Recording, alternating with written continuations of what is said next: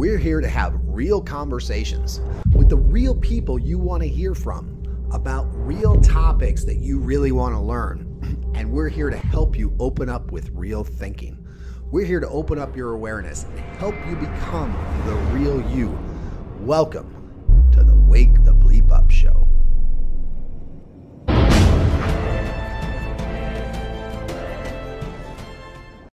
Welcome everybody to the Wake the Bleep Up Show, where we talk with we have real conversations with real people you want to hear from, and we get into real talk about topics you want to know about, and that we get you into some real thinking so that you really get your mind working and understand that there's so much more out there than what you already believe. With us today, we have Terzakos, and he is amazing. This guy is an author, a coach, a fitness expert. He's got 3 books. I mean, this guy is amazing. You have to listen to this episode. So, Chris, welcome to the show. Great. Thank you for having me on your platform. I appreciate being here. Absolutely. So, one thing that sticks out to me from all your information that I got to ask about, because I'm a huge baseball guy. I played baseball, semi-pro, and could have gone pro. Long story behind that. Although I see you're a 3-time baseball champion coach. Tell me more about that. Okay, so myself, I played baseball, throughout my young age.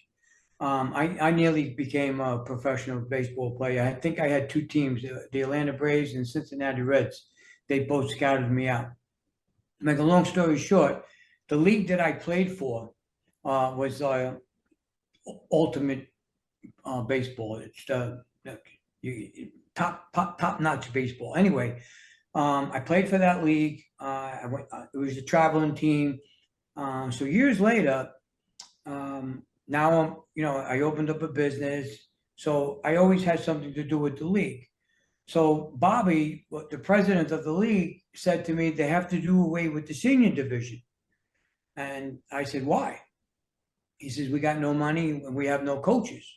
I said, well, how much money do you need? He told me how much he needed. I said, well, guess what, Bobby? I'm going to give you the money. So I gave him the money. Guy started crying. I said, no need to cry. He says, this is amazing. I didn't expect this. I said, well, expect it. What's next? What do you need next? So they needed the money for like baseballs, bats, uniforms, payday umpires. So make a long story short, he said, we don't have a coach. I said, oh, okay. I said, okay, I'll coach the team. Really? Yeah, I'll coach the team. These kids can't be on the street. Now, the ages were 17 to 20. They can't be on the street in the summertime, Bobby. So we got to do something and keep them off the street. I went out and I started recruiting, put a team together. The team that I put together was street kids, and I mixed them with some high school baseball players. Mm-hmm. And the formula in the beginning was a disaster. Street kids did not get along with these kids that go to these Catholic high schools where they focus on, sports. Right. It was one big clash, Tony, right? So anyway, make a long story short again, after like a couple of weeks, 4 or 5 weeks, they started getting along. I saw chemistry happening. It was formulating. And then, then we started tournaments. And in the tournaments, they became closer. It was really based on relationship with me, with the players, and the players amongst themselves. And that created a solid baseball team. And yes, we won 3 championships back to back to back. Nice. Yeah. Nice. Yeah. No, I love that. I love that. So again, it makes me cry too. Every time I talk about it, I want to cry because, I'm 65 years old. I was coaching when I was like 20, maybe 24, 25 years old. I was coaching them. And every time I get asked that question, like I get sensitive because today, these kids today, I keep in touch with some of them still. I put them to work. I got them in unions because I was big with unions in New York. Yeah, they're all professionals today, and I'm glad that they turned out to be successful. That's awesome. That's awesome. Such a great story. I love that story. Thanks, and baseball being close to my heart. So I coached my kids in baseball. And again, I had the opportunity to go pro, and I ended up blowing out my knee, which threw all that out the window. That's another story. Sorry to hear that. It's all good. But it's the same thing. So when I first started coaching, and it was little league versus what you're talking about, adult league, is they said we had to draft every year.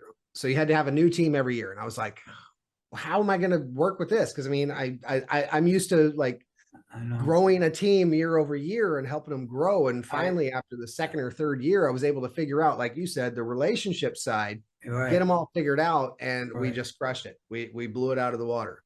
Right. So I agree. I agree, because you got to start all over with the new guys. Right. Yeah, I get it. So you've been 40 years in construction. Yes. What does that look like? What did that look like? Well, like I said, I'm from New York City. I live in Clearwater Beach now, but yeah. Hold on. You live in Clearwater Beach? Yeah. I live in Palm Harbor. Oh, you're 10 minutes from me. Right. I know. We're going to have to connect for lunch or coffee or something. Yeah, no problem. I'll be delighted to meet you. That's awesome. Yeah. I bought a house here 2 years ago, Tony. Nice. All right, please continue. I'm sorry to interrupt. Okay. So where were we at? Your construction experience. Okay. Growing up in New York City, school wasn't really my thing. You know, I did play high school varsity baseball, but academics wasn't my thing. You know, right. So from not going to school, because I didn't go, I think I dropped out of school about 11th grade. So my dad said to me, I'm going to sign you out of school. And the reason why he signed me out of school was because the school that I went to was downtown Manhattan. You couldn't learn. It was the school I went to was crazy. You went to the bathroom, you got into a fight. You walked in the hallway, you got into a fight. So I told my father, you know, he kept saying, "You're getting in trouble in school, you're fighting." I'm like, yeah, I'm defending myself. Anyway, so my dad signed me out of school, and I went straight into construction. I got involved with unions. I got involved with the Carpenters Union, Laborers Union, Teamsters Union. So they liked me. The people that I got involved with happened to like what I did. So, and that's how I became who I am today. You know, these guys, they were all older guys. I never hung out with a young crew. They were all older men, because I respected, and you know, their word. Young guys didn't have a good word behind them. So anyway, yeah, so I was in construction. I was involved with unions. I worked for one company for 18 years. I built the largest casino in the United States, which is in Connecticut. It's called Foxwoods. Yeah, Foxwoods. Yeah, I know it. Yeah. I spent 7 years on that project. I was the senior project manager for that job. So when that job finished, I told my boss, who's actually my friend today, still my friend. I told him that I was going to open up my own business, which I did. And I'm a leader. I'm still a leader. I'm semi-retired. Still have my business, my partner in New York, and that's what I do. Nice. Yeah. Aaron, do you have anything before I move on to my next question? Go for it. I want to get into the conversation of testosterone. So you go for it, Tony. Wait a minute. Hold on. You already brought it up. So now go with it. Okay. Yeah. Everybody wants to talk about testosterone today. Well, I feel like there's a lack of testosterone today. It's true. 100%. So, yeah. So I'd love to hear your thoughts on why there is a lack. Is it the hormones in the food? Is it stuff they're spraying in the air? Like, what's going on? Okay. So testosterone, first of all, very important. Us guys, we have to have testosterone. Without testosterone, we're finished. So, yeah. One is the food, the pollution, the stress. They all interfere with production of testosterone. Now, also, the young kids today that are in high school, 23% are on steroids. They're injecting now today. They're on a football team. Yeah, you know, let's go. They juice it up, and 23. The rating was 23 the last I did an investigating on it. they're all on testosterone, but they don't know what's happening later on in life. So if you go on testosterone, you know, when you're young, you're going to pay for it when you're older, because by the time you're 35 years old, testosterone automatically starts to decline every year. It declines. So if you're taking testosterone at a young age, believe me, later on, you're going to either be on TRT or you're going to go and buy my book, and you're going to read how I increased my testosterone naturally. And I want to share my story with you, if that's okay. Yeah, please. Okay, so when I turned 50, I was going through change of life. I wanted to step up my game with everything, right? I'm single, I'm by myself, right? So I got eye surgery. I was buying fancy cars. So I asked the guy in the gym, listen, I want to step up my game a little bit, you know? He goes, okay. So what do you think he gave me? Gave me a bottle of testosterone. So I said, okay. He told me how to do it. I did it. And it's amazing. Let me tell you, I could talk because I'm the experimental guy. When you're on testosterone injections, you feel good. Your mood is good.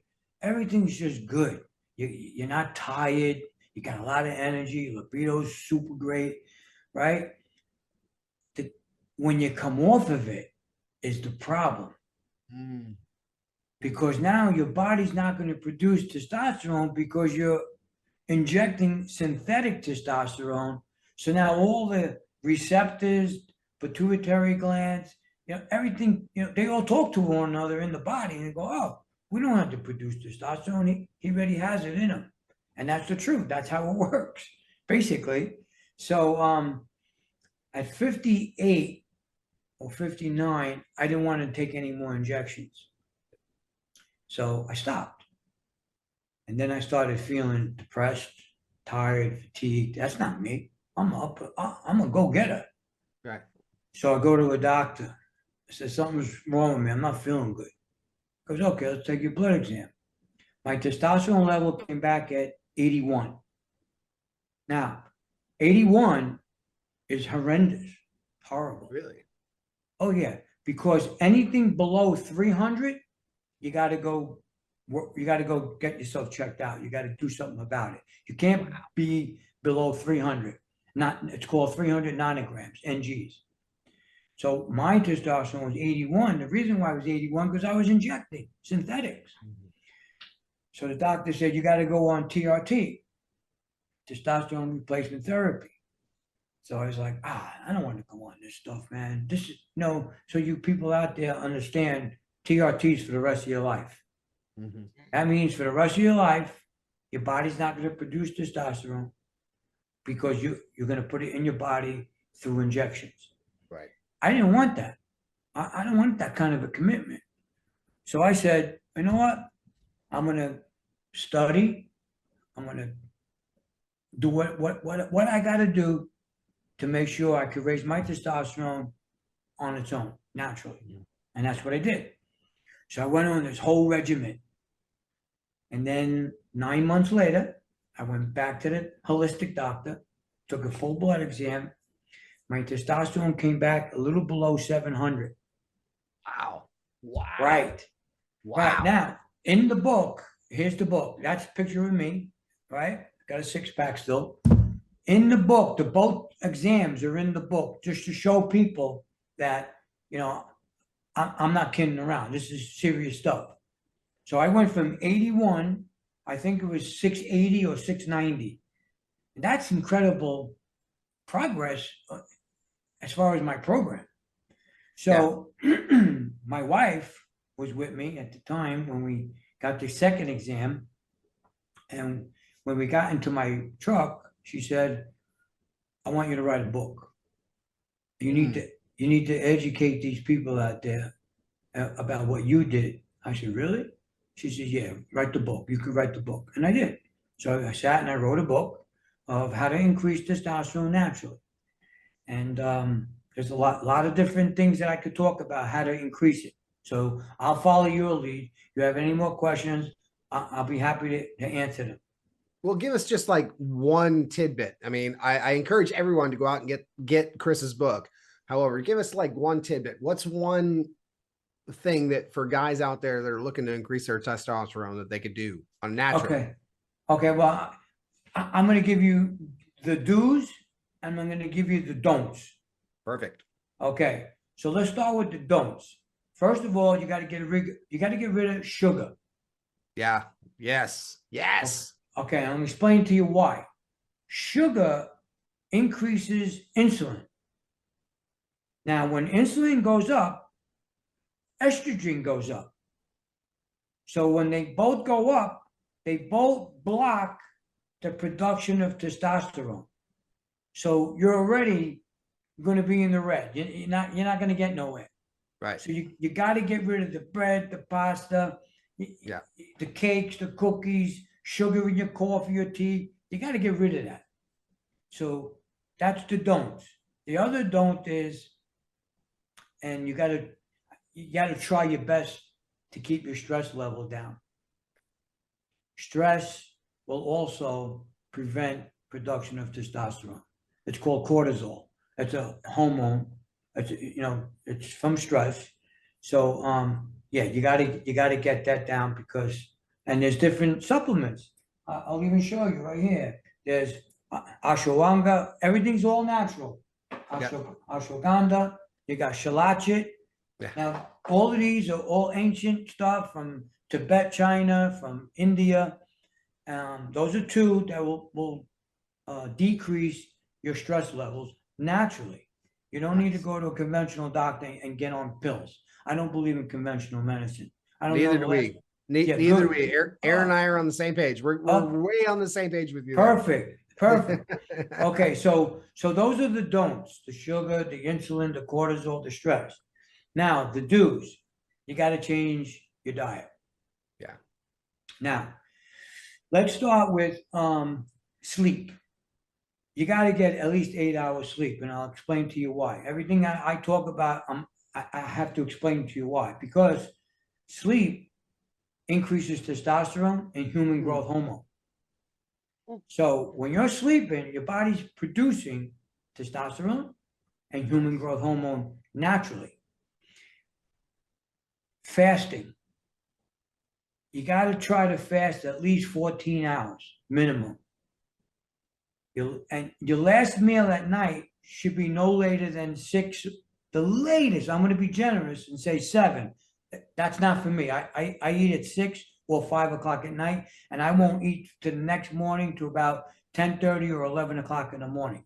So I fast every single day because it increases testosterone also and increases human growth hormone naturally without any injections. So I gave you the do's. You got to drink olive oil. I drink olive oil every day. I have a glass. Here's a glass. I'll pour it. I put 2 tablespoons of olive oil, and I'll drink that once a day. Olive oil increases testosterone by 17.4%. Also helps to clear out your gallbladder, doesn't it? Oh, forget it. It's good for everything. Yeah. It's like an oil change. Right. You know, you go to the car, you get your car oil change. It's the same thing. So, right. And then you got to eat healthy fats because healthy fats, are good for increasing testosterone. So healthy fats, omega-3s. Yeah. You can get wild caught salmon, avocado, Brazilian nuts, pumpkin seeds. Pumpkin seeds are great, by the way, because they're high in zinc.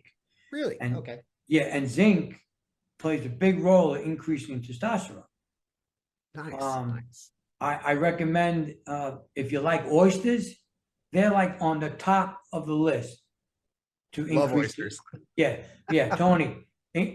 So it's not only they increase testosterone, they wake up the receptors in the body, and that's what when the receptor is waking up, it's like charging a car battery. So once the receptor is charged, they send messages to all the cells in the body to increase testosterone. Nice. So oysters are number 1 on the list. Grass-fed meat. Yep. Okay. Now the best thing for food is organ meat. Okay, elaborate on that. What do you mean by that? Organ meat. You got to eat liver, kidneys, brains, bone marrow, and the best thing for us guys, not for women, I myself, I eat animal testicles. Wow. So that's you've pushed me a little beyond. So everything I had you until testicles. So Aaron knows this. My wife is Cambodian. So we're all about eating innards, and I have for a long time. And so it's funny you're mentioning the things you're mentioning, because even though I'm still a little on the heavier side, I have lost 30 pounds in the last year, and I've done it based on what you're talking about. I cut out all sugars, all carbs, started working on grass-fed meats, things like that. Good. And it's challenging. And so when you talked about wild caught fish, most people don't know that. I harp on people all the time about wild caught versus farm raised. People do not know the difference. Farm raised is not good for you. You need to get wild caught. 100%. And here in our area, I don't know, maybe you found somewhere different, but I've only been able to find wild caught salmon at Sam's Club. Wild caught sockeye is the only thing I've been able to find. I've not. That's where I go. I was there today, Tony. I was there today. We probably just missed each other. Yeah, I bought wild caught salmon. You know, the thing is, in New York, you could get really good wild caught salmon. When we moved to Florida, I told my wife, "When do we get wild caught salmon here?" And we found it. We found it. The only place was the Sam's Club. Right. Well, and what you don't know is I'm originally from Seattle, so I got wild caught salmon all the time. I used to catch it. It's right in your backyard. I used to catch it myself. And Aaron knows. So Aaron's from Vancouver, Canada, or Victoria, Canada. I used to fish up there all the time, and I used to catch all this stuff myself. Right. But you're right. When we moved to Florida, same thing. It's like the only place you can find it is at Sam's Club. There's nowhere else. Yeah. I was there today. I actually picked some up today. Yeah. So wild caught salmon will give you the omega-3 that you're looking for. And if you can't get wild caught salmon, I suggest that you go on a supplement, omega-3 supplement. I would take one or two a day. Right. Now with supplements, I recommend 5 days on, 2 days off. Oh, really? Yeah. My recommendation, I should not say don't. My recommendation is don't rely on supplements every single day. No, you still need the nutrition in what you eat. Right. You let the body feed it, you know, so 2 days off. So I'm on my supplements, 5 days on, 2 days off. That's how I do it. Okay. So, and my testosterone level is about 740. It even went higher. Wow. Yeah, I'm good. All right, man. All right, Chris. So you are ripped. Yeah. Do you mind if I ask how old you are right now? Yeah, I'll be 65 in October. 65, and you look like somebody that should be on the cover of like Muscle magazine. So what outside of the supplements and the food that you eat, what else do you do to maintain that physique? Okay. Well, the food helps a lot. 72% of it is food. Yeah. Okay. And the other percentage is exercise. Right. So I exercise 5 days a week. I don't lift the way I used to lift when in my 50s, when I was on PEDs. So now I go to the gym. I do constant supersetting. After I drop, say I'm bench pressing, after I drop the weight, I jump on something else immediately. I don't sit there with the guys on the phone. Hey, Johnny, how you doing? I don't do that stuff. I got a headset on. I'm not here to talk to you. I'll say hello to you. I'm not rude. Don't get me wrong. But I'm here to train. And that's what I'm going to do. I'm going to train. After my training's over, we could talk for hours. But I'm here to train, and that's what I do. My wife and I were identical. My wife, she won 2 championships. Okay, and body physique, not bodybuilding, body like bikini. And my wife competed against the world in Vegas, and she came 10th out of 350 women from all over the world. Yeah. Wow. So this is our life. So, and we have fun at the gym. It's fun. It's it's not like, oh, I got to go to the gym now. Oh, people do that. When you do that, just stay home. What's the point? What's the point of even doing it? Right. So, you know, everything's up here in the mind. You got to change your mindset. You know, growing old is a choice. You have a choice. Yes. And I tell that to anybody. You want to sit on the couch, eat potato chips, and watch movies all night? That's good. That's good for you, but that's not good for me. No. So my choice is stay healthy. Try to teach the young guys today, even guys my age. You know, you want to, you know, feel good. You know, you want to look good. It's better to feel good on the inside than on the outside, to be honest with you. Yeah. Yeah. Yeah. So you live in Clearwater Beach. Do you take walks or jogs on the beach? We go to the beach. No, my wife likes to jog on the beach. Look, I'm not one for jogging because I'll Yeah. tell you why. And I'm glad you brought that up because one thing leads to another. When you jog, when a man jogs, he's decreasing his testosterone. Okay. Explain. He's getting the body tired. The body doesn't want to be tired that way. Now, if you do HIIT, high intensity interval training, that will boost your testosterone immediately. Nice. So you're better off doing a sprint, a 1 minute sprint or a 2 minute sprint, and then go back to, like, you know, lifting. Oh, Don't go run. Listen, I can't tell people not to. I keep saying don't. I would not run 10 miles. My testosterone will drop big time. It'll drop. So that's why I don't run like that. I do. So you're about the lifting. You're about the high intensity workouts. Oh yeah, like, you know, I'll go do like a set of biceps. As soon as I drop the dumbbells, I'll get on a fan bike, and I'll pedal out a fan bike for like a minute, 2 minutes, and then I go back to doing biceps. But that's still kind of cardio in the same way as like you're talking about jogging. But yeah, but it's different. It's different. Interval. The blood, it's blood flow. Okay. No, I'm just trying to understand. No, the blood flow. You got to. If we don't have blood flow, us guys, forget. Yeah. We have no nitric oxide, and nitric oxide is what we need to generate an increased testosterone. Is nitric oxide. Right. So that's what we try to do. So you can Google, you know, when we're done, you can Google it when you jog Right. 15 miles, 20 miles. What you're going to read, it drops testosterone level. Is See, it and the I'm not same for women? Because testosterone can be a problem for women after menopause. That's true. I think women, I think you're supposed to have 11% testosterone and the rest estrogen. So I would say for women, I don't know the answer to that question, but I would look into that. I'm definitely going to look into that. I would say, yeah, you know, if it happens for men, why wouldn't it happen for women? Yeah, that's exactly what I'm thinking. Yeah. right. So, yeah. So you live in Clearwater, Tony. One thing that I also strongly recommend for anyone, you got to get some natural sunlight. Ah. Are you familiar with Gary Brecka? Yeah, I am. Same thing. So I try to catch my morning light, first morning light every day. Right. And what about vitamin D? Are you on any vitamin D3? Absolutely, I am. Okay, Absolutely. good. What are you taking? Five IUs a day or 10 IUs a day? Five IUs. It's the vitamin D and potassium at the same time. Okay, not the vitamin D with the K2? Oh, it is the D with the K2. Okay, with the K2. Good. Okay, yeah, you're on a good supplement then. Yeah. That's good. Okay, so we, you know, basically covered, you know, some of the areas. You know, the book, I wrote it so a fifth grader could read it. It's very simple. Yep.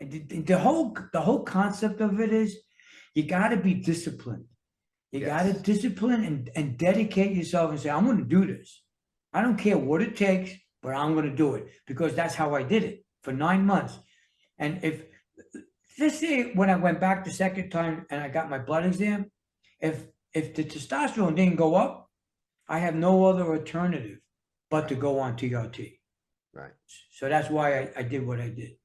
No, and I love that you said the discipline, because I literally had a conversation with my coach today, Devin Bandison, and I talked to him about commitment. And he said the commitment, which is very similar to discipline, he's like, the commitment separates the men from the boys. When you commit to something and you stick with it and you do it, that's the difference between being successful, whatever it is, whether you're trying to get in fitness shape, whether you're trying to grow a business, whether you're trying to have a career. The commitment 100%. versus lollygagging is the number one thing. 100%. Now, another thing I'm gonna key on here, right, is pollution. Like pollution is horrible, horrible for us men and women. It's for hormones. So pollution. I hope no one's drinking water from a plastic bottle. Plastic bottle or a tap. Good. No, because they're high in toxins. Yes. There's one pollution that no one is really talking about today. I heard it about 2 months ago, and I want to share it. Please. And the pollution today is cremation. Really? Right. I never heard that. Oh, I know you did. Now, here's a guy, right? He invented this. This is all natural. This is all natural magnesium. Okay. Now he's the founder of it. He's the guy that told me it's not out yet, but it will come out. And I want you to talk about it and spread the word. See, my generation, when you died, you got buried. Right. Today, you die, they cremate you. Mm-hmm. Do you know how much toxins is in a dead body? No, I can imagine. Right. They tell you when somebody dies, don't go near their face. Right. Because there's a lot of toxins. So are you saying cremation is better than burial or vice versa? No, I'm saying creation is what you and I are breathing during the day. Oh. We go outside. How many people got cremated? Oh. So we're breathing those toxins. Oh. But nobody talks about it today. And I like talking about it because I'm big on that. Like, microwaves, the radiation from a microwave is not good for your hormones. Yeah, I agree with that. I'm going to show you something else I have right next to me. You see this? This is toothpaste, right? Oh, I love that it has hemp oil in it. Okay, you see there's a black stripe there? Yep. Do you know what that means? Somebody else told me this the other day, but I don't remember, so please remind me. It's all chemicals. Oh. Look at this toothpaste. Do you see? Yes. It's green. Yep. All natural. Aaron, do you remember who was telling us about that? Was it Michael that was telling us about that? I've never heard that one before, but I do know the chemical filled, fluoride filled toothpaste has a warning label on it. Do not swallow. Right. Correct. So you're brushing your teeth and you're not knowing, but you got chemicals in your mouth because you're not aware of these lines. It's mandatory. The company has to put the little stripe here. This one is black and this one is green. Okay. I have a chart here that explains it. Green is all natural. Black is all chemicals. If it's red, it's mixed. It's natural with chemicals. If it's red. Oh, wow. Yeah. So you got to be careful because those are hormones again, and you don't want to, mess up your hormones.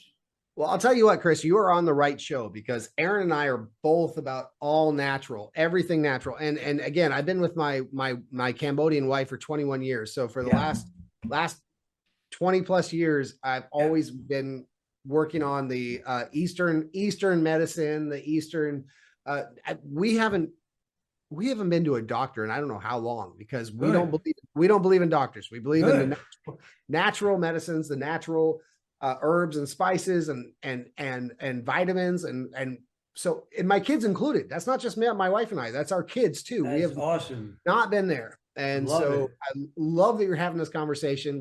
Are you familiar with Dave Albin? No. Dave Albin was he was the chief firewalking master for Tony Robbins for 20 years. Okay. But he had the same conversation. We had this very similar conversation we're having now. And I was like, I can actually say that I am 100% natural. It's not, I mean, yeah, I could lose some pounds and I'm working on that, but we legitimately focus on natural medicines, natural vitamins, things like that. We take supplements like we're talking about. However, when it comes to actual cures, things like that, we look at the natural methods. We don't go to a doctor.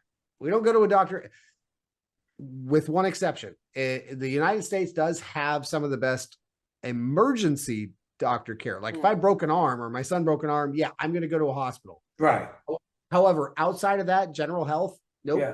never going to touch a doctor. I'll go to a nutritionist, and I do, but I'm not going to go to a doctor because they're going to try to prescribe me some bullshit that's going to like put poisons in my body. Exactly. Now, if you guys, I drink every morning before anything that goes in my body. I drink homemade aloe vera. Yeah. You've heard of it, Tony? We have like 6 plants right outside this house right now. What, aloe vera plants? Absolutely. You squeeze out the juices almost every day. Okay, well, I chop up 2 leaves. I put it in a gallon jug. I cut them thin so they fit into the jug.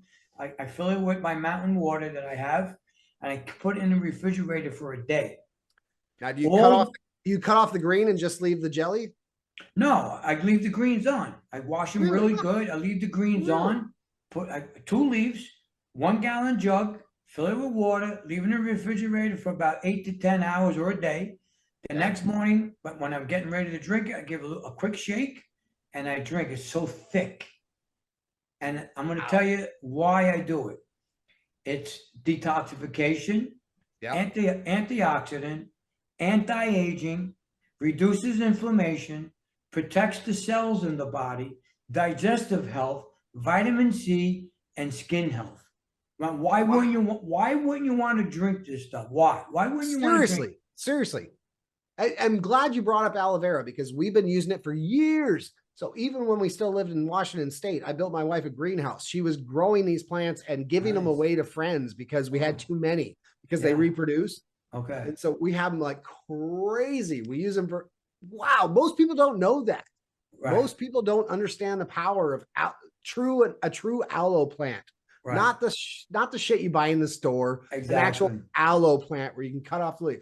Aaron, do you know what we're talking about? Do you understand what? I know aloe is very good for you, but not to the degree that you guys are speaking on. Right. No, so, I had no idea it was that good for you. Where you're at, Aaron, you can get an aloe plant. Now you might have to, because you're in the Pacific Northwest during the wintertime, you might have to bring it in and leave it next to a window. Right. But this stuff will grow and you can just cut off a leaf like he's talking about. And now unlike what Chris is talking about, we've always shaved off the green and just kept the jelly. Right. It produces a jelly on the inside, and all of it, when they talk about for like sunburns using aloe vera, things like that, we've always used natural aloe. We've never actually bought a store-bought thing. We've always used natural aloe for sunburns. Yeah, for sunburn. They're good for sunburns. Yeah. But most people don't understand the actual consumption properties like we're talking about now. Right. Anti-aging, this is a great agent for anti-aging. Like I said, I'm 65 years old. And most people, like when they ask, hey, how old are you? They ask me at the gym. I said, no, I'm going to be 65. They go, why? Get out of here. You look like you're 45. Okay, that's great. Because, I don't want the wrinkles. I do go into the sun, but I'm limited in the sun. I walk the dog 4 times a day, 15-minute walk. So I get my sunlight to increase the testosterone. Mm-hmm. So, and you're right about doctors. I wrote a book on how to heal a hernia. I was going to ask you about that because I have friends who went and had surgery for hernia surgery, and I wanted to ask you. Here it is. Yes. No, I love it. So tell me more about what you mean by, because I haven't read your book, but tell me more about what you mean by hernia without surgery. Hernia without surgery. Hernia without surgery. Like I said, in my 50s, I went through this change of life. I was lifting like crazy at the gym. I got a hernia. Okay. I started, ego lifting. So I go to a doctor. Like you said, went to the doctor. First, what do you think the first thing he said was? We got to set you up for surgery. Right. And I said, you know what? Don't set nothing though. Let me think this one over. And I did. I said, you know what? When I left, I'm not getting surgery. I'm going to figure out a way how to maintain and heal my hernia. And that's what I did. So again, my wife told me to write the book. Right. because Right. because it worked. It worked. I got a Yes. hernia. I got a hernia 14 years. Okay, I'm still working out. I live a normal life, and if anyone saw my hernia today, you wouldn't even know I had a hernia. It's there. It's there because it's a little hole that creates in your, by your stomach. Right. The But whole it doesn't cause you pain, doesn't cause you suffering because you took the steps necessary to make right. sure it wasn't You're causing. right. I did, and all the steps are in the book. Again, I wrote it very simple. And again, Tony, the bottom line to any self-healing, you got to be disciplined and dedicated. Yes. Yes. Committed. Just Committed. don't go. You know how people throw their arms up and they go, I can't do this. Guess what? Then don't do it. Go get surgery. Yeah. Well, But guess what? So, Chris, this is the part that pisses me off about that scenario right there. What's Pisses that? me off about that is that people will they'll say, "Oh, I tried for a week and it didn't work for me." Kiss my ass. Try for a month. Try for 90 days. Give it some Right. time. Right. Because as soon as you give up is the time that it was actually going to work. Right. Don't Exactly. stop now. Keep going. You got to give it Exactly. the old college try. Otherwise, it's never going to work for you. Exactly. So I'll tell you one or two of the steps, how to treat the hernia. First, when I first started the program, I did Epsom salt baths for about 30 or 40 days straight. I was in an Epsom salt hot tub every single night. Yeah. Took Epsom salt bath. And then I would massage the area around it, because if you strengthen the muscles around the hernia, the muscles will tighten up and strengthen and actually keep the hernia inside. Yeah. So here you are training your hernia, saying, hey, dude, you don't belong out here. You belong inside. Now, when I first got my hernia, it was about that big, a little smaller than a baseball. Yeah. Today it's like the size of a marble. Very, Nice. very tiny. Nice. So it was Epsom salt baths. I wore a hernia belt. The same thing, 30 days for 40 days straight. Because the belt, when you put it on, it pushes the hernia in. So you're training the hernia, hey, you belong in here. So Right. From the moment I woke up in the morning, I put the belt on. And then before my bath at night, I took the belt off. So I had the belt on, I don't know, 17, 18 hours a day. Nice. Now, I wear the belt only to the gym. I don't wear the belt during the day anymore. I don't need to. Now, why are you still doing that? You said your hernia is down to the size of a marble. Why do you still do that? A security, just for safety reasons, you Yeah. never know. You're in the gym, you could do something, or, if I didn't breathe right, because, working out, you have to breathe right. I might be able to pop it again, and I don't want to pop it, so I keep the belt on. That's why I wish I had read your book years ago. I had two 10-pound babies and I'm very narrow in the hip. So I was like out to here, completely split my abdominal muscles. I ended up having a hernia and they said, you need surgery or you could die. So they cut me open. And when I came out of surgery, they said, if you ever have anything done in the abdominal area, you need to tell the doctor that you are so full of mesh that they need mesh. to know about it. So now, and then I was seeing this guy who's a fascia specialist. And when I told him this story, he freaked out. He's like, they should have closed you up and have done nothing because they've destroyed your entire body. With that surgery. And I didn't know that you could actually do something with it naturally. I should have just not trusted the surgeon and done some research, maybe found your book, read that. Now I'm in a place where I'm really paranoid when I work out.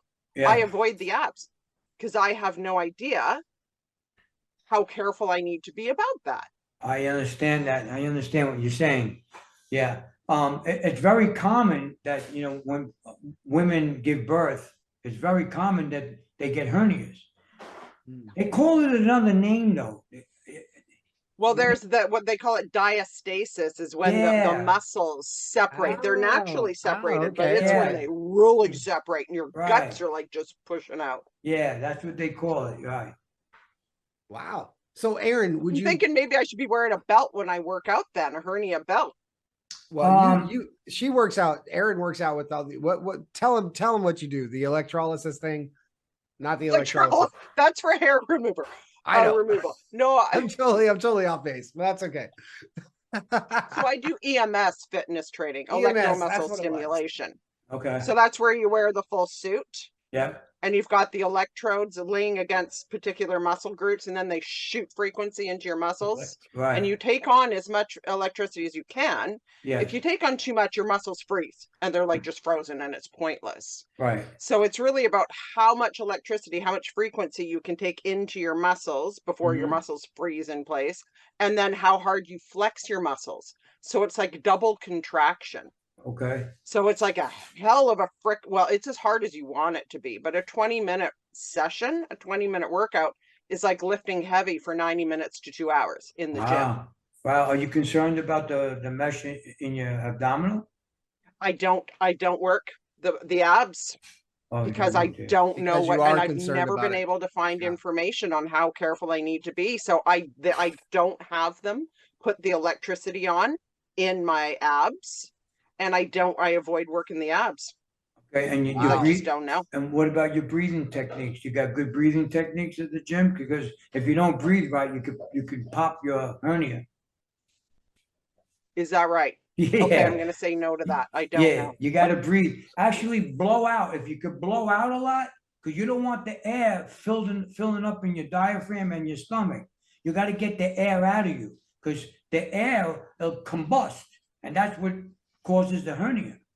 You're breathing. All right. You're bringing up a whole nother topic here, Chris. And Aaron, I'm sorry to cut you off. You got to tell me more about the breathing, because I'm all about breathing techniques, but I want to hear what your take is on breathing techniques. Okay. I mean, whether it's morning, whether it's workout, whatever it is. First, you got to breathe through your nose. You don't breathe through your mouth. Right. So you breathe through your nose, and then out. Yes. And blow out as long as you can. Until it's empty. Until it's empty. Blow it out. Yes. And then back again through your nose, out. Especially when you're working out. Right. Especially when you're working out. And that's now, do you have any sort of counts on it? Like, do you like time, like the breathe ins? Not me. I've been doing this all my life. So I guess some people do, they count, 10 seconds, 20 seconds. I go as long as I could go, Well, actually, what you just said is just right. So when I talked about Gary Brecka earlier, and so one of the things I have multiple breathing exercises I do, but one of them was from Gary Brecka, where he says, take it back to breathing in your nose. You breathe in as much as you can. That's true. Breathe in as much as you can through your nose and hold it as long as you can. And as soon as you think you're ready to be done, breathe in again. Breathe in a breath, and then hold it as long as you can, and then breathe it out and blow it out like hard, like blow it out. And it's about oxygenating. How do I say that? Oxygenating your body. Is that right? Oxidation. Adding oxygen to your body, because where oxygen exists, disease cannot exist. Is what he likes to say. Right. So remember, breathing. You got a hernia already, so you got to make sure you blow out as long as you can. Yes. When you're exercising. Don't hold that air inside your body. Not good. No. Thank you for that. I appreciate that. You're welcome. So, you want to talk about something else? You want to talk about my other book? Aaron, what do you got? Because I let's hear about your other book. Yeah. My other book is a memoir. It's called Belonging to Yourself. Here's the book cover. So this is a book about my life since I'm a little kid growing up until today.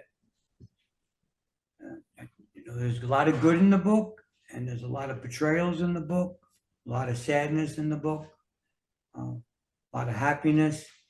So I wanted to share my story and let people read it, see how I came over adversities in life and how I moved on, and practice self-love. I never loved myself all those years. I loved people before me. Yeah. Yeah. I was always a caretaker. I was a caretaker. Always, run to you, do this for you. But what about me? I never really, me. Okay, big deal. I always went to the gym. All right, big deal. I took care of myself in that way. I eat healthy, but I really needed to focus on self-love, and that's what I did.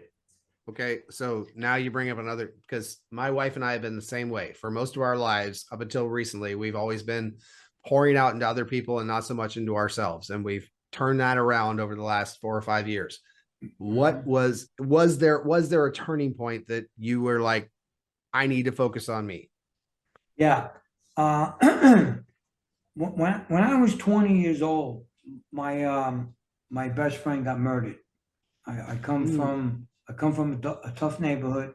Yeah. In my neighborhood, as a young guy, you don't betray anyone. You don't talk behind people's back. He got involved with the wrong people. I tried to talk to them. They told me stay away from him, and he got murdered. Wow. So that was one darkness in my life. And then 5 or 6 years later, my sister Paula died.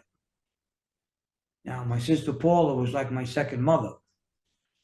She's my older sister. She took care of us. My mother worked, single family. So Paula used to take care of us. You know how Paula died? We talked about this. She died running. She was a marathon runner. She died running. She was going on I think a 10 or 15-mile run, with 2 other friends of hers that they trained for the marathon. And we got the call that she tripped or fell to the ground, and in a matter of 2 minutes, your sister died. Wow. So when that happened, I got angry, and things weren't good for me because my anger, I acted out. I got in a lot of trouble. I was in, lawsuits. I was in courtrooms. Cost me close to $200,000 in lawyers' fees. I just was a mess. I was angry. And that was like the turning point. I said, okay, I got to get myself together here. This is not good. My friend dies. My sister died.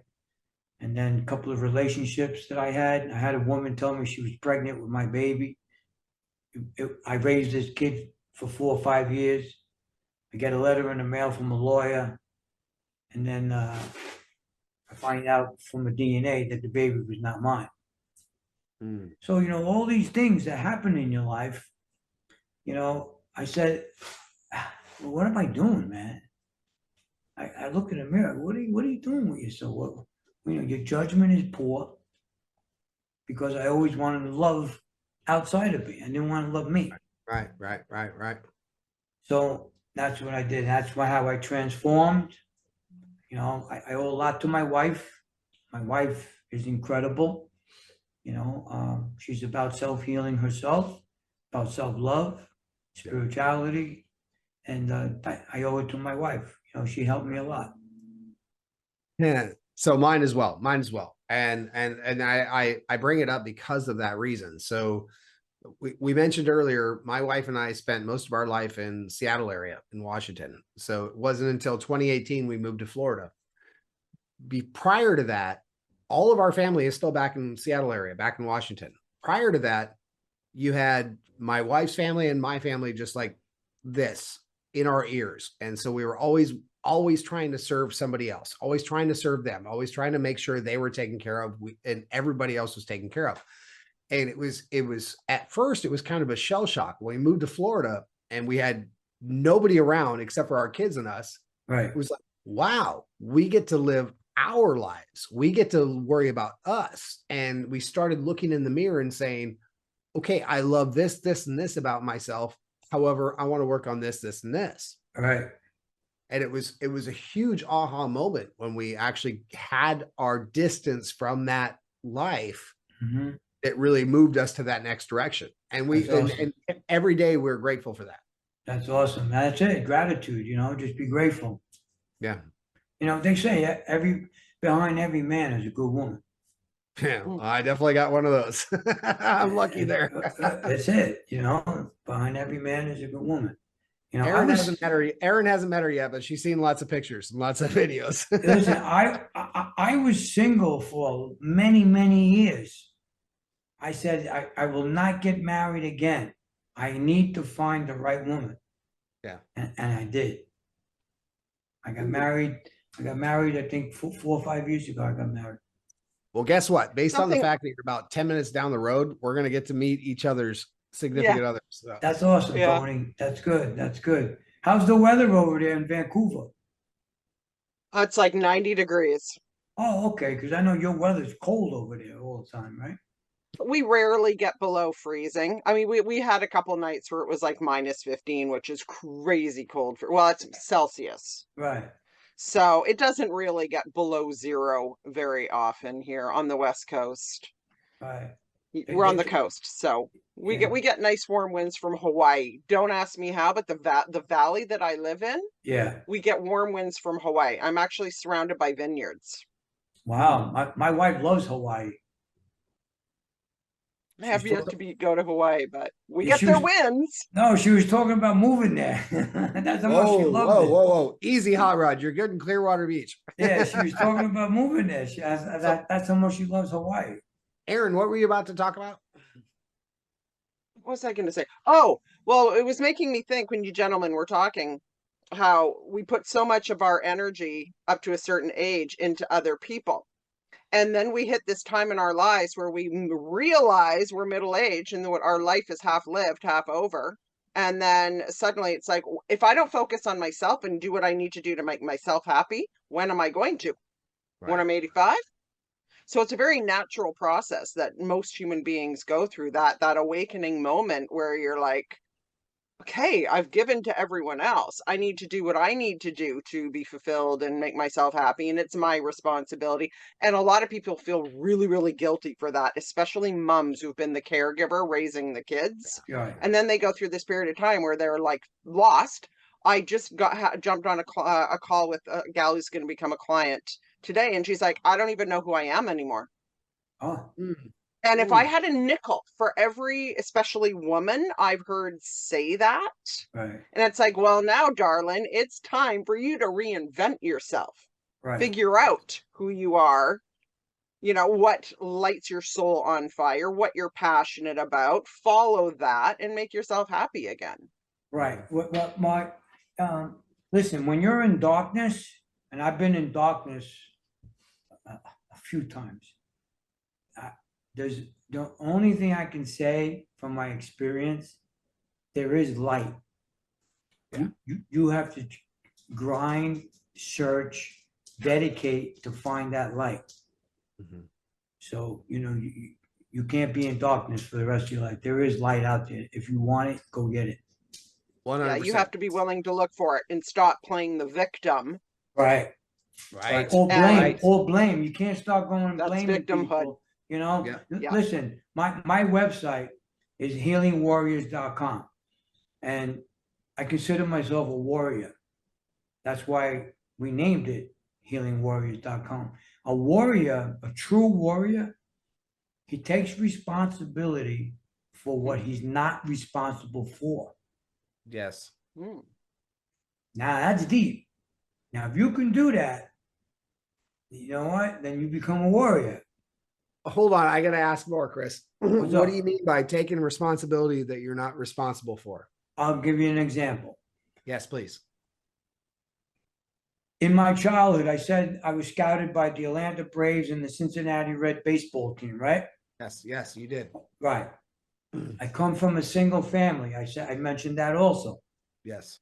Did you know that my parents, and I was an elite baseball player, my parents never came to my baseball games. Hold on now. Trophy night.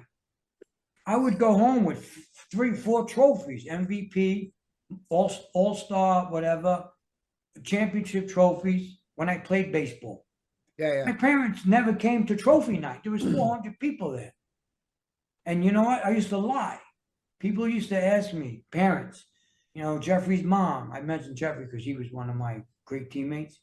His mom, his dad, hey, Chris, congratulations. Where's your parents? I used to lie. I said, oh, they're working. They weren't working. They just never came. So to answer your question, if I had parents that would have been supportive of my baseball, I probably would have been a baseball player today. Mm. So I take responsibility for not being a baseball player. I don't blame them. Right. So what did I say a warrior is? Takes the responsibility for what he's not responsible for. So I wasn't responsible for that. My parents really were responsible, but I'm taking the responsibility. Well, you said it earlier. We all have a Yes. choice. We all have a choice. Right, we have a And choice. you can choose whether to hang on to that or you can choose to move on and find the better way forward. Exactly. And so that as people, we have the choice whether we're gonna, like Aaron said, play that victimhood or Right. play that victim card, or we can say, you know what, I am who I am. I am Tony. This is Aaron. This is Chris, and we are going to be Tony, Aaron, and Chris, and Correct. we're going to move forward regardless of what's happened in our past, because it doesn't matter. We have today, and we're going to work in today. Exactly. You know, and then with the young people can listen, you know, and they can learn or just, you know, consider it, whatever I say or you say or Aaron says, you know, just consider it or listen to us, because we're talking about this for a reason, so you can learn. When we were kids, we didn't have podcasts. You had to learn on your own. Right? We went off on our bikes and we rode around the neighborhood until the parents said we had to be back before dark or before dinner. Right. We didn't have none of this where, you know, you listen and they go, oh, wow, he went through that. Oh, he went through this too. You know, chapter 16 in my book is the biggest betrayal of my life. And I wrote about it. And the biggest betrayal of my life came from a family member. Yeah. Yeah. That's in chapter 16. That's like a juicy chapter, chapter 16. Chapter 16, juicy. But still, I take responsibility. And I forgive him. Oh, that's awesome. Have to. Aaron, I know you got something to say here. Jump in. I mean, you have to, or that eats away at you. That becomes anger that you never release. And that, voila, now you got cancer kind of thing. Right. And it doesn't mean necessarily forgiving so much. It's more about accepting that it happened. One of the greatest things I learned from my neuro-linguistic programming training, one of the core principles is everyone does the best they can with what they have. True. And that for me was like, because it released all anger. If I was pissed off because somebody, I think they should have handled something differently. Well, now it's like, well, they did what they could. They did the best they could with what they had. They had their own beliefs. They had their own baggage. They had their own shit. So they did what was right for them at the moment. And it really has nothing to do with me. Right. So it lightens the amount of anger and resentment that can build up from the actions of others, and it just releases it. And I'm like, well, you did the best you could. Fuck it, let's move on. Right. Kind of thing, right? And it's freeing. It's incredibly liberating, and it gives you the space for expansion and learn and grow. Otherwise, you can't. If you're so bogged down with all this resentment and anger and the whole bit. Right. Ooh. And bad thoughts too. You know, you have a lot of bad thoughts in your mind. Yeah. You know, and the mind starts playing tricks with you. You know, there's a phrase, there's a quote that I put on my Instagram. Why have road rage when you can have peace? Right. Oh, you're bringing up. Oh my goodness. You're right. So there's a choice. Chris, you're totally bringing up something for me. So Aaron, you've heard this before. I've talked about it on other shows. There's two things in my life that I've learned patience and peace in almost every area of my life. One of the two that I'm still struggling with is drivers. And it's funny because you're saying that, Tony, because you live in Clearwater and they drive like crazy in Clearwater. They drive like crazy here, and they park in the left lane when they should be over in the right lane. It's unbelievable. Florida drivers are nuts. But it's funny you mentioned it because you're right. I agree with you. But one of my coaches said, Tony, when you get into the car, instead of worrying about this person that's parked in the left lane when they should be in the right lane, how about you pour love through them, filter love through you to them, and pour it out, because your drive is going to be that much better. And when I don't do it every day, I'm not going to lie, I still have my road raging, but when I focus on that, when I remember that, and I'm like, funnel love, I have a better drive. But you're right. Yeah. Here in Clearwater area, they drive like nuts. You know, it's so much easier just to say, go ahead, go ahead, don't worry, go ahead, just go, no worries, go ahead, you could go. Right. Why have road rage and get yourself all, you know? There's no reason to get stressed about it. So going back to forgiveness, it's the same scenario. Why be angry when you can have peace? Right. You have a choice. You want to be angry, or do you want to have peace? Right. You know, you're giving all your power away to someone else. Exactly. It reminds me of someone who was bullied their entire life at school and by a parent, you know, and they're like 35 years old now, and they just can't let it go. And I said to this person, do you think those bullies in school remember you? Like, they're married, they got kids, they're having grandchildren, they're busy living their life. They don't even remember you, and you're still wallowing in it. Yeah. You've given all your power over to these people who don't even remember you. Right. Sad. So they need to do some work. Oh yeah. Yeah, they need some work. Yeah, for sure. Some people don't want to do the work, though. Some people like being addicted to the negative feelings and emotions. I just did a video on that today. I know, because we live in such a negative world. That's why, you know, everything around you is like negative. You go around, it's negativity. Everything. You know, It's literally like somebody pulling a dump truck full of negativity up next to your head and pouring it into your ear. You know what? You're right. But the idea of it is to minimize the negativity around you. And my wife and I, we did that like in the last couple of years. We minimized all the negativity people around us. You know, we don't want this anymore. I'm tired of it. Right. You know? And if you begin to look for evidence of positivity, you're activating your reticular activating system, and then you will begin to see more positivity and just kind of brush off the negative shit and go, ain't giving it any energy. Definitely. 100%. I agree with you. 100%. So Chris, what brought you down here to Clearwater? My wife. Oh yeah? It's always the woman. It's my wife. You know what it was? We lived in Miami. I was snowbirding from New York to Miami. Yeah. And then I told her, we can't live in South Beach anymore. I said, I don't like it here. I can't walk around. I got a watch on. I got, you know, my chain on my, you know, these guys, it became dangerous in South Beach. Yeah. So we moved. We moved to Bell Harbor, beautiful neighborhood. Bell Harbor. You ever heard of Bell Harbor? I have heard of Bell Harbor, yeah. Beautiful neighborhood. Okay, so we lived there, and then we went back to New York, lived on the beach in New York, with freezing cold in the wintertime. It was gorgeous in the summer. We had beautiful 40-foot balcony overlooking the ocean. It was like $1 million view. Nice. And then my wife said, let's go back to Florida. So we came down to visit Clearwater, and she fell in love with the beach. My wife loves the beach. Yeah. So that's why we're in Clearwater. Nice. My wife. We're definitely going to have to get together. And do you like to fish at all? No. Oh, well, you just throw that out the window. Listen, we're back to having coffee and lunch. Wait, I had a conversation with a guy today, right? He was born and raised in Florida, but he does nothing that Floridians do. And the three things Floridians do is fish, boating, and golfing. I said, well, why do you live here?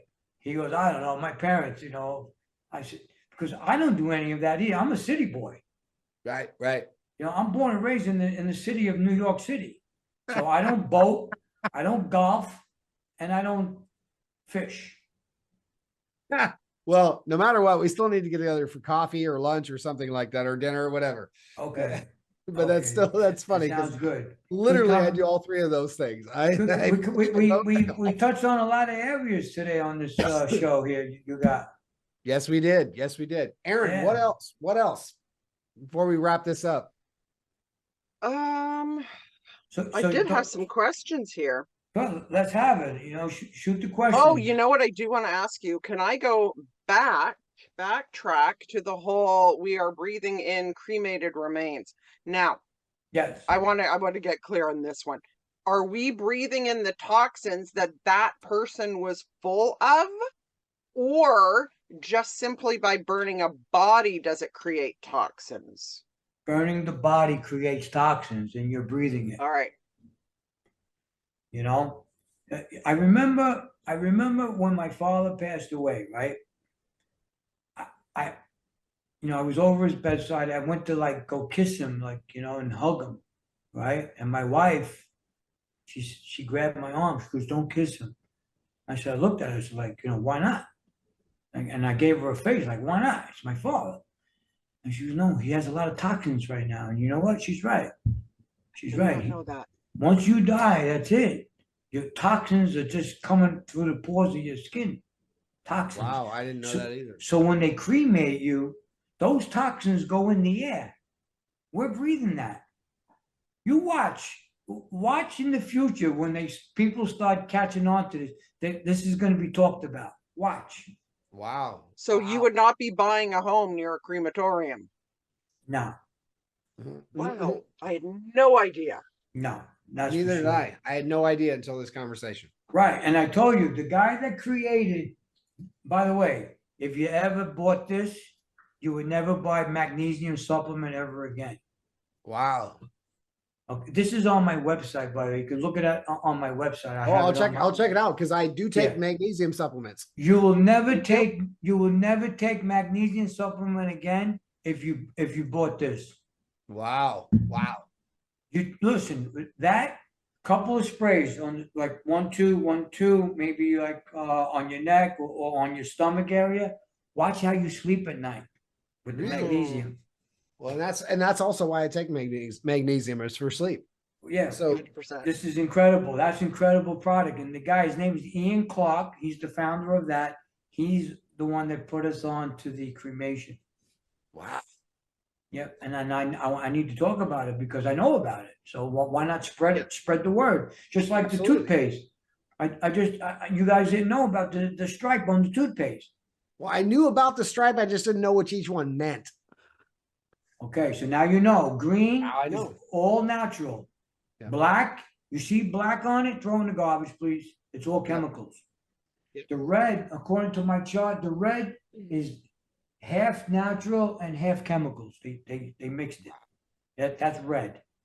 So, a couple of things that, we all learn from, every time we talk to somebody, we learn from each other. Absolutely. And this is why we do these podcasts. Yeah, exactly everybody has their area of expertise and a wealth of information in particular areas or several areas. So if we can spread that wealth of knowledge and information, that's what we're doing. 100%. There's another supplement, Tony, that I want to share with you. It's called L-Continin. This supplement right here. This is very healthy for us guys. Yeah. This also does the same thing that oysters do. They hit the receptors in the body and they jumpstart the receptors, and then all the messages go through the body and you start producing testosterone. Nice. So is that why they say oysters are an aphrodisiac? Just because they produce testosterone? That's true, 100%. Yeah, I was gonna go there. It's not like a sudden boost. Like, let's go, baby. And zinc, they're loaded with zinc, and zinc is like, besides vitamin D, zinc and vitamin D are the best supplement for increasing testosterone. Right. Vitamin D and zinc. Nice. So if you don't like oysters, go get some zinc supplements and take some zinc supplements. Nice. Aaron, what else do you have? I think that I can't. Well, I don't have my glasses on, right? Because of the reflection. I put my glasses on to see my notes. Okay. Oh yeah, I wanted to, yeah, we covered that, the hernia. I was super interested in that. Okay, you know, on the hernia, because you have a hernia, you have the mesh, you could do reverse planks. Thank you. I've been looking to find out what kind of exercise I could do safely for years, and nobody has ever responded. Like, I can't find the info. Reverse planks, okay. There's two ways, two abdominal exercises that are safe when you have a hernia, and they're both reverse planks. There's two different Beautiful. positions. You can Okay. even Google it. Google reverse planks, and you'll see there's two positions that you can be doing. It makes perfect sense because they're not pushing outwards, they're laying flat, they're going Right, inwards. right. It makes perfect sense. Right, and I also recommend when you sleep on your back. Don't sleep on your stomach. Oh, Okay, interesting. perfect. Thank you so much. You're You're a wealth welcome. of information. I really appreciate it. You're welcome. Anytime, anytime. That's what I'm here for. I lived it. You know, this is something that I did. I lived it. Awesome. So, Chris, Yeah. what else do you have to say to our audience, and how can they find you? Okay, I can be found on my website, healingwarriors.com. All my books are on there. All the supplements are on there. There's going to be a lot on my YouTube channel. I have a YouTube channel. There'll be a lot of content coming out.